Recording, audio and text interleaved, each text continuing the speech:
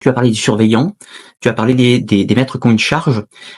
Comment ça s'articule la vie d'une... Enfin, en gros, comment ça marche la vie d'une loge? Est-ce que tout le monde se réunit? Est-ce qu'il y a des postes, des rôles?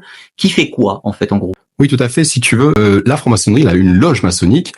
C'est une loge, généralement une loge contient à peu près 25 personnes. Il y a toute une organisation qui a été mise en place pour justement s'assurer du bon fonctionnement de la loge, des rituels. Il y a des postes qui vont être, si tu veux, qui vont prendre en charge la régularité rituelique, s'assurer que le rituel est bien fait. Et donc, on a par exemple le président de la loge qui est, on l'appelle le vénérable maître.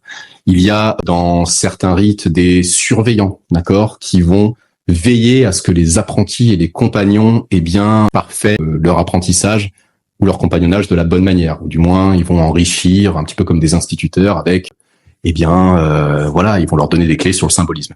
Il y aura aussi tous les postes qui vont être de type administratif. Et donc, il y aura, par exemple, un secrétaire, il y aura un trésorier, il va y avoir une personne qui va, s'occuper, pourquoi pas, des banquets, c'est-à-dire qu'après les tenues maçonniques, chaque frère mange, et donc il y a une personne qui va être en charge, d'organiser les agapes, ce qu'on appelle, donc les banquets, le fait de se réunir ensemble après pour manger, pour dîner après la tenue. Et voilà, la loge est très bien structurée pour que cet écosystème vivant et mouvant puisse fonctionner de la bonne manière, puisse créer un moment rituelique de la bonne manière, et puis surtout s'administrer, plutôt sur la partie on va dire profane, récupérer par exemple les cotisations de tout le monde, etc., puisse s'administrer de la bonne manière.